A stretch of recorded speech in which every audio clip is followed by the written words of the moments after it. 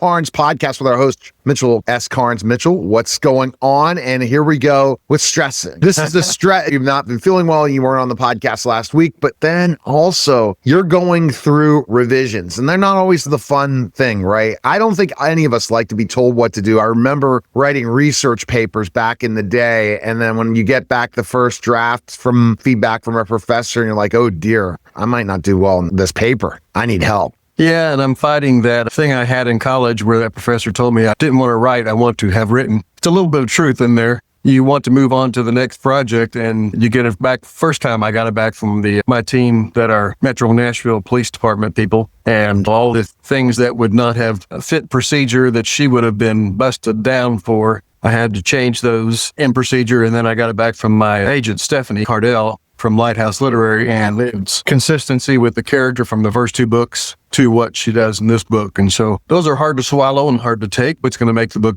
by doing that. So it's just major revisions. Absolutely. And the major revisions are fun, right? Sure. You jump up and down when you get them, right? Okay. Oh, yeah. Run around with fireworks going everywhere. No, so why is it as human beings, and see, I love quotes and I love your perspective. Why as human beings do we not like to be critiqued? I think it's just a defense mechanism. We just don't like being told that we're not right or that something wrong about us. And I think most of us suffer a little bit from that lack of self-confidence. And especially in something like this, it's not just like they're critiquing. Peace is part of me. And so when I get the critiques, it ends up being personal to me. And it's hard, but you got to take a step back and you have to say, okay, they're helping me out. They're giving these for a reason to make it better. And so that's what you got to do. And you have to do it, right? You have to. You could send it out there and it'd be really crappy. But if you want it to be better, and if you want to make that next step in the publishing world and be a higher quality than you were the first time, then you've got to take criticism. You got to take advice.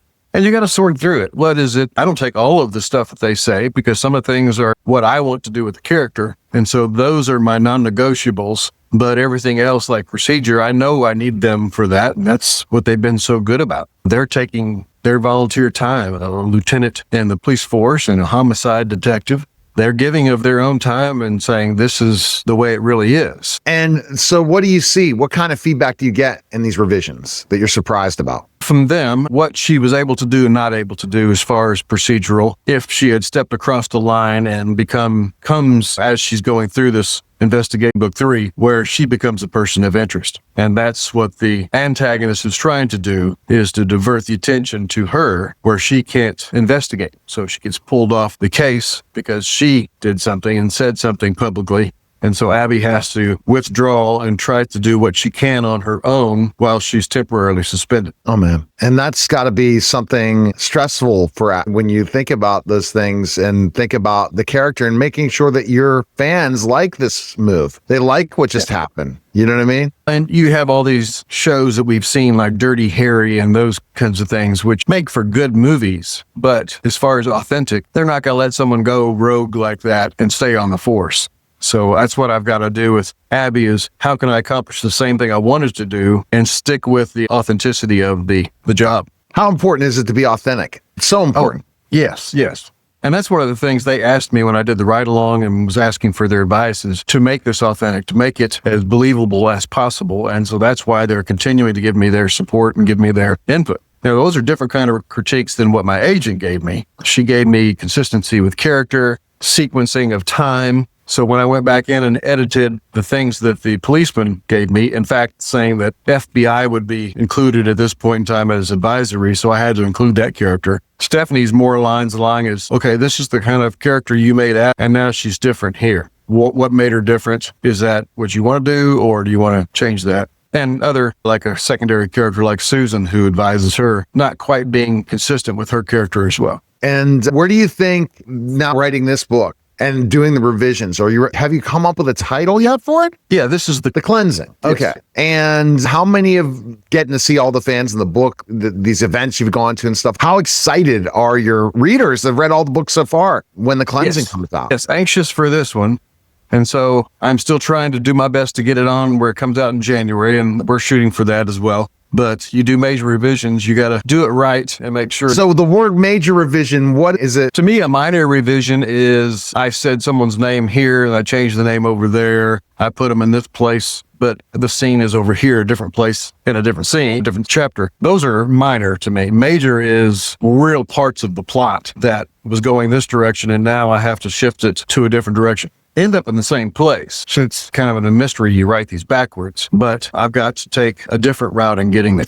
If you're going down the road and you're doing it on your GPS and your GPS says there's heavy traffic here, what does it do? It gives you an alternate route. You're still going to the same place. You just have to go a different way of getting there. Got it. It's definitely a process, it sounds like. Yes. All right. What do you hope most about this book? Can you talk a little bit about the underlying themes coming up in this book? Yeah, this one carries over that original theme for the story arc of own the truth or the truth alone. This is more of the antagonist back into one from the first two books. Coming back into play and wants to do this grand thing, and the antagonist mind going to make Abbey a legend, not just great, but a legend. So wants to be the Moriarty to her Sherlock Holmes and wants to be the Voldemort to her Harry Potter. So sees herself as the yin to the yang in Abbey's life. Wow. And what do you think this is big for Abbey to really learn from this experience in the story? And that's probably where the major revisions are coming, right? Yeah, and when you know her religious background, where she's tainted against God and tainted against the church, she ends up having to use the Bible to outwit the person who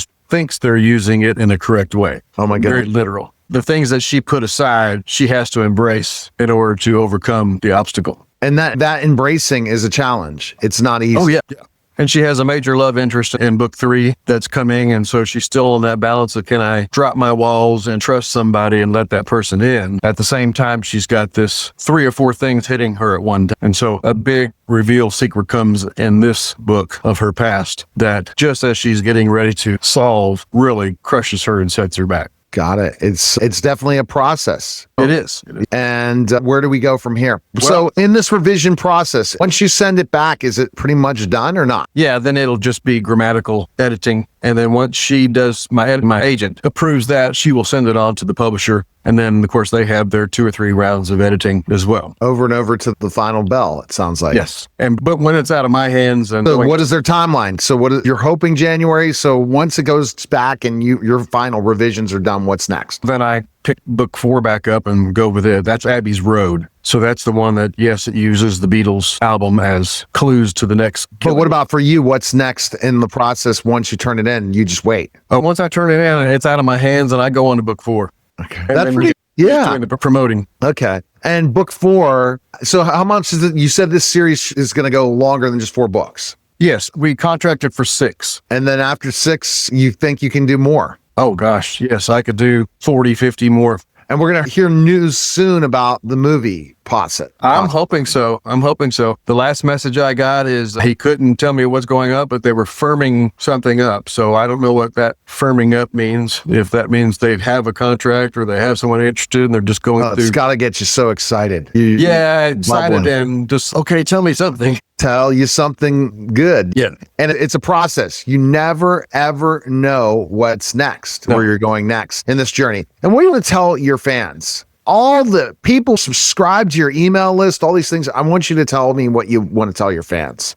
Thank you, first of all, for being invested in that and for following up with me. I would love to hear from you. If you've read either of the other 2 books, what did you think about them? What questions should you have? What advice can I give you if you want to be a writer? Because someone passed that on to me and I'd just like to pay those forward as well. I love it. Best place to go is mitchellauthor.com. Appreciate it, sir. And big news coming. That's all I have to say. Yeah. We're going to find out some great news soon. Appreciate it, Mitchell. All right. That was a special simulcast, the Neil Haley Show and the Mitchell S. Karnes Podcast, guys.